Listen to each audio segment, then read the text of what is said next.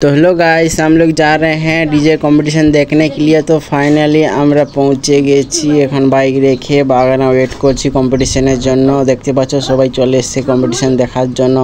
দূর দূর থেকে লোক এসেছে কম্পিটিশন দেখার জন্য, ওয়েট করছে কম্পিটিশনের জন্য। তো ফাইনালি ফার্স্টে চলে এসেছে বানা দুর্গা সাউন্ড। দেখি কেমন বাজায়, চলো দেখা যাক।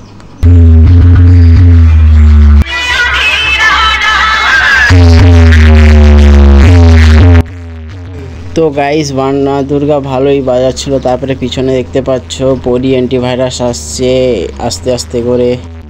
তারপরে বানা দুর্গা মাঠের মধ্যে প্রবেশ করে ওর স্পিকার চেক চালিয়ে দিয়েছে।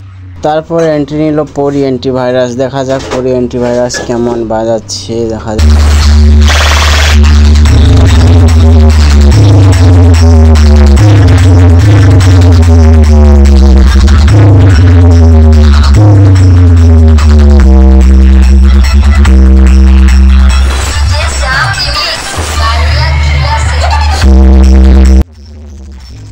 তারপর গাইস পরি অ্যান্টিভাইরাস আর বানা দুর্গা কম্পিটিশন চালু করে দিয়েছে। ওদের মধ্যে কম্পিটিশন হচ্ছে। এখন মামাদের সাউন্ড এন্ট্রি করলো, এখন হোগা আসলি খেল।